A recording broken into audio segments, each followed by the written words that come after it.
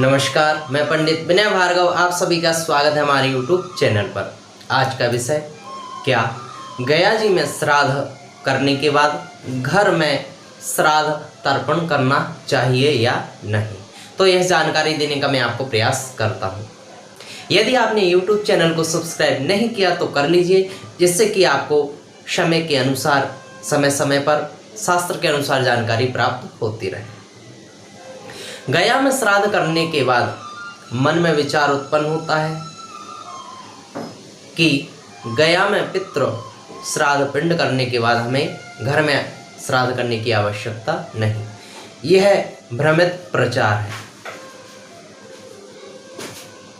प्रमाण आपके सामने देवी भागवत के अंतर्गत कहा गया है, जीवितो वाक्य करणाद क्षयाये भूरि भोजनात् गयायां पिंडदानं च त्रिवी पुत्रस्य पुत्रतात्। अर्थात कहा गया है पुत्र हुआ है तो वह जीते जी अपने माँ बाप की सेवा करे, मरने के बाद गया में पिंडदान करे।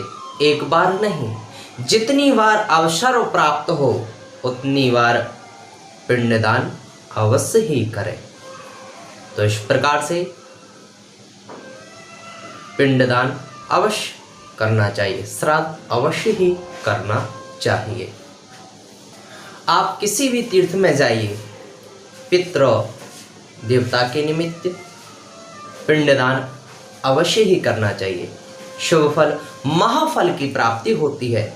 निर्णय सिंधु के अंतर्गत कहा गया है, तस्य देशा कुरुक्षेत्रम गया गंगा सरस्वती प्रभासम पुष्करम चेति श्राद्ध महाफलम। अर्थात कुरुक्षेत्र, गया, गंगा, सरस्वती, पुष्कर, हरिद्वार तीर्थादि क्षेत्र में पिंडदान करने से महाफल की प्राप्ति होती है, पितृ प्रसन्न होते हैं। तो इस प्रकार से जब जब आपको अवसर प्राप्त हो पिंडदान अवश्य ही करें।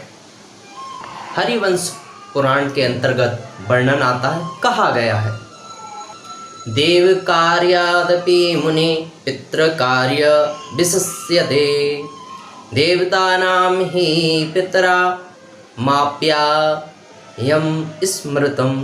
अर्थात देवताओं से पहले पितृ देवता है। पितृ प्रसन्न है तो आपके देवता प्रसन्न है। यदि पितृ आप प्रसन्न है तो कदापि आप देवताओं को प्रसन्न नहीं कर सकते। पितृ देवता के प्रसन्न होने से संतति की प्राप्ति होती है, वंश की वृद्धि होती है। तो इस प्रकार से पितृ पूजन श्राद्ध तर्पण भी अति आवश्यक है। एक प्रमाण मैं और दे रहा हूँ, जिसके अंतर्गत लिखा गया है कि यदि श्राद्ध पक्ष में जो पितृ देवता के निमित्त श्राद्ध तर्पण नहीं करता, उसके पितृ देवता असंतुष्ट होकर के चले जाते हैं। तो इस प्रकार से पितृ देवता के निमित्त श्राद्ध तर्पण अति आवश्यक है। दूसरी बात यह कही जाती है कि गया में श्राद्ध करने के बाद कि हमारे पितृ मुक्त हो गए हैं, यह गलत है। अरुण पुराण में तो कहा गया है, व्यक्ति मनुष्य अपने कर्म के द्वारा ही मुक्ति पाता है और भगवान के आशीर्वाद के द्वारा ही मुक्ति प्राप्त करता है। हाँ, इतना जरूर है, पुत्र यदि गया क्षेत्र में जाकर के पिंड करता है तो पितृ के लिए सद्गति प्राप्त हो जाती है, वह पितरों की पंक्ति में बैठने के अधिकारी हो जाते हैं। परंतु मुक्ति तो केवल उसके कर्म पर ही निर्भर है और भगवान के आशीर्वाद के द्वारा ही मुक्ति होती है। यदि गया क्षेत्र में पिंड करने पर यदि मुक्ति होती तो इसका प्रमाण भी आपके सामने है। भागवत कथा के महत्व के 5वें अध्याय के 33वां श्लोक सूक्ष्म रूप से मैं आपको बता रहा हूँ। धुंधकारी और गोकर्ण। धुंधकारी महाखल था, पाप कर्म अत्यंत किए उसने, बहुत ही पाप कर्म किए। गोकर्ण जी यात्रा पर गए हुए थे, तीर्थ यात्रा पर, वहां उनको मालूम चल रहा, तो उन्होंने गया क्षेत्र में पिंड किए। जब लौट करके आए, धुंधकारी प्रेत अवस्था में पड़ा, मुक्ति नहीं हुई। तो यहाँ पर गोकर्ण जी ने तो गया में पिंड करके आ गए, परंतु उसकी मुक्ति नहीं हुई।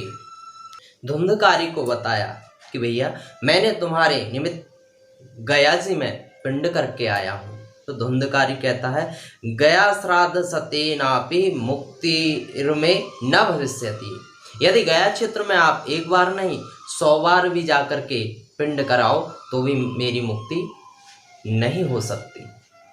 कहने का तात्पर्य है, गया क्षेत्र में जाकर के यदि हम पिंड करके भी जाते हैं तो मुक्ति तो केवल हमारे कर्म पर निर्धारित है और भगवान के आशीर्वाद से ही मुक्ति होती है। गया में किया गया श्राद्ध पिंड पितरों के लिए एक गति दे सकता है, परंतु मुक्ति नहीं। मुक्ति तो कर्म पर ही आधारित है और भगवान के आशीर्वाद पर ही आधारित है। तो इस प्रकार से पितृ देवता की प्रसन्नता के लिए श्राद्ध, तर्पण, पिंड अति आवश्यक है। तो तर्पण भी करें, पिंड भी, श्राद्ध भी अवश्य ही करें।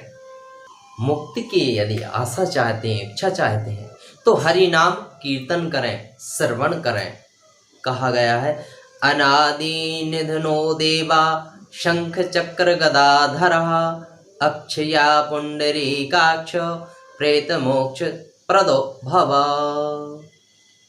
मोक्ष की मुक्ति की आशा चाहने वाले को भगवान हरि नारायण की सेवा करनी चाहिए। कीर्तन, भजन, अमृतमय कथाओं का पान करें। तो इस प्रकार से मुझे आशा है जो आपके मन में भ्रांति थी वह दूर हो गई। तो इस प्रकार से प्रेम भाव से पितृ पूजन करें, तर्पण करें, श्राद्ध करें, जिससे कि पितृ देवता की कृपा प्राप्त हो, हम परिवार आनंदमय मंगलमय रहे। पितृदेवता की पूजन आराधना करने से, तर्पण करने से, श्राद्ध करने से पितृदेवता प्रसन्न होते हैं, वंश की वृद्धि होती है। तो यह अति आवश्यक है। मुझे आशा है जानकारी आपको अच्छी लगी। तो इस प्रकार से अनेक जानकारी आपको प्राप्त होती रहे, इसके लिए ये चैनल को सब्सक्राइब कर लें। पुनः मिलूंगा एक नई जानकारी के साथ। श्री राधे राधे।